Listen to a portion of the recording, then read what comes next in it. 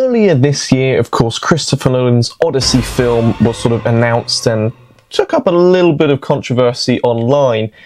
This video we're not going to dogpile that because I already did that in another video. Today we're going to talk about another film which is sort of a little bit under the radar, which I think is actually really exciting and really quite promising for that sort of historically authentic ancient Greek film that people were sort of looking for in Nolan's film. Now, for those of you that are still really excited for that Nolan film, I am still a little bit excited for it myself as well. I'm not needlessly dogpiling on that. I think I did it in a pretty fair way and gave some honest praise and criticism. If you're interested in my opinions on the Odyssey, I'll leave a link to that video down below. But this is an ancient Greek film about the Battle of Marathon called, and I'm probably going to butcher this, Nenikaimon, which I believe essentially just translates as We Have Won. And this is a film produced by a Greek director, and he's even going as far to try and do the entire film in ancient Greek and Persian dialects. Now, we've seen this type of thing being done before, I believe, in the TV show Barbarians, where the Romans actually speak Latin. I myself am not actually a massive fan of this because I don't like reading subtitles, but I think it's still really, really cool. So I have an article here from The Archaeologist, and I find it ironic how they're using some gorgeous AI-generated images for this ancient Greek film here. So Greeks have produced film on the Battle of Marathon entirely in ancient Greek. So in a groundbreaking cinematic endeavour, Greek director Yannis Stravelamos, sorry if I butchered that name, is set to bring the historic Battle of Marathon to life in his film titled Nenikaimon, We Have Won, distinguished by its exclusive use of ancient Greek and Old Persian languages. This ambitious project aims to authentically recreate the linguistic and cultural atmosphere of 490 BCE or BC, offering audiences a unique immersion into classical antiquity. So, for those of us that wanted a film that's a little bit more, realistic and historical than the Odyssey, this just sort of by that little paragraph here sounds quite promising. So really, a Greek wanting to make a film depicting ancient Greek culture in an authentic and realistic way. And I did a little bit of reading before this video, and something else that I think is really, really cool is that they actually are going to have the gods play sort of an intricate role in the film, which anyone who's sort of read ancient texts will know that, like, the gods aren't just sort of overseeing things. Like, Athena will literally come down and move this spear to, like, hit someone or whatever.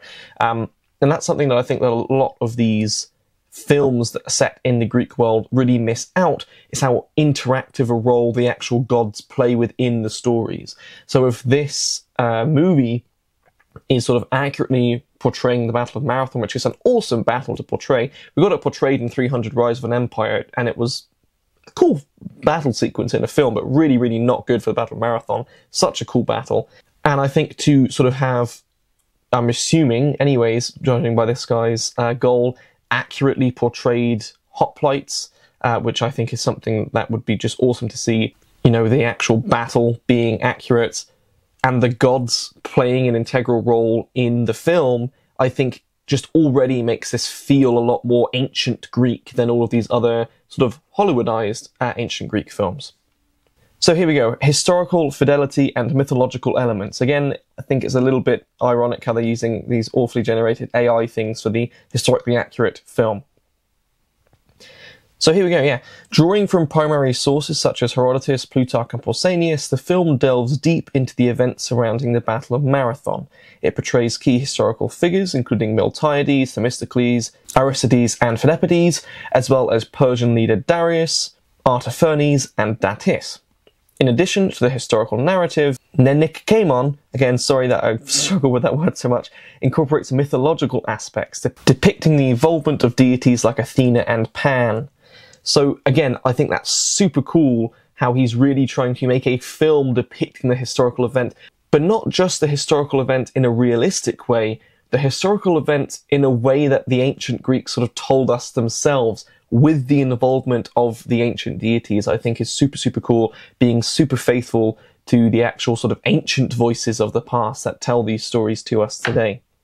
So the director sees this more as a historical epic. He sees it as a form of cultural diplomacy.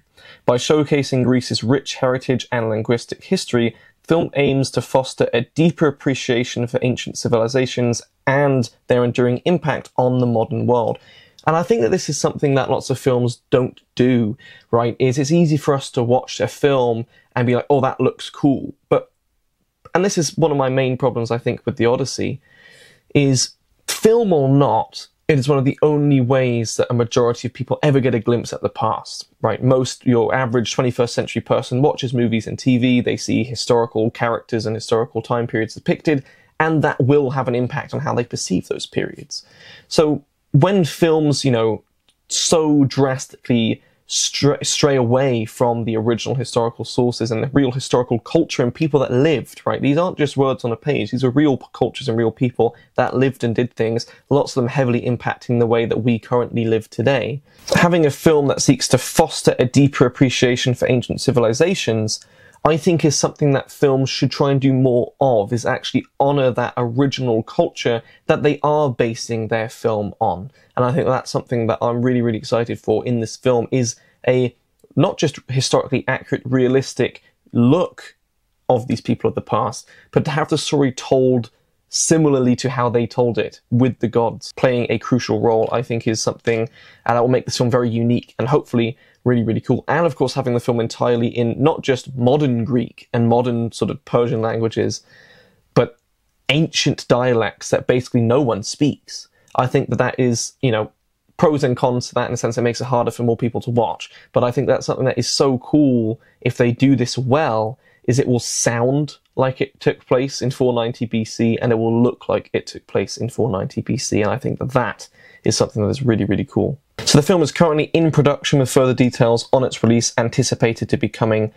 in the next few months. The film promises to be a significant contribution to both historical cinema and the preservation of ancient languages. And then down here, I think it just talks a little bit more about the Battle of Marathon itself.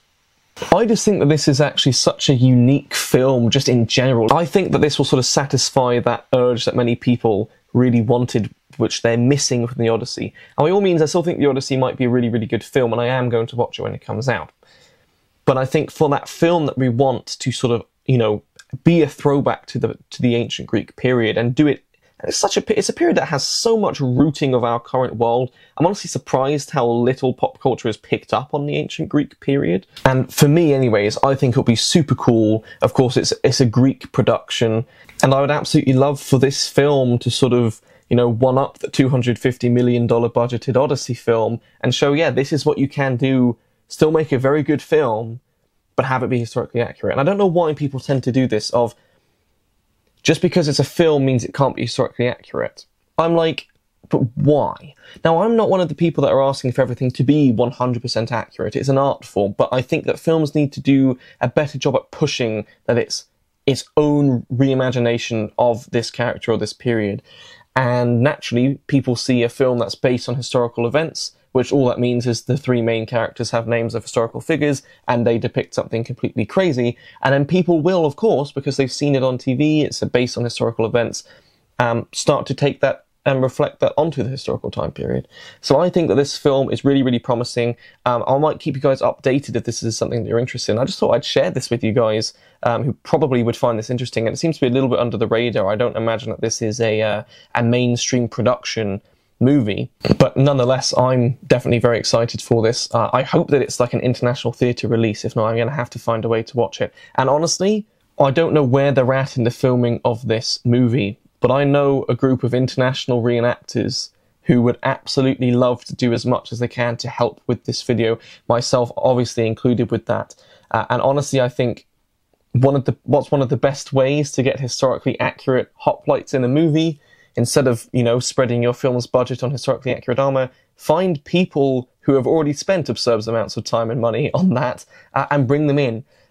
So I don't know where they're at with this right now, but if anyone who's in this film production happens to see this, I think that there could very seriously be an option for people to travel to Greece with their full panoply. We do it for reenactment events, to be a part of this film, this sort of honouring of the ancient cultures of the past. So I thought I'd just throw that out there as well. It's still in production. I don't know how much they filmed yet, but I just thought I'd also throw that out there. Anyways, I hope that you guys found this video interesting. I hope that you're maybe a little bit excited for this movie. And again, I'll try and keep you guys updated as I learn more about this film coming out in the future.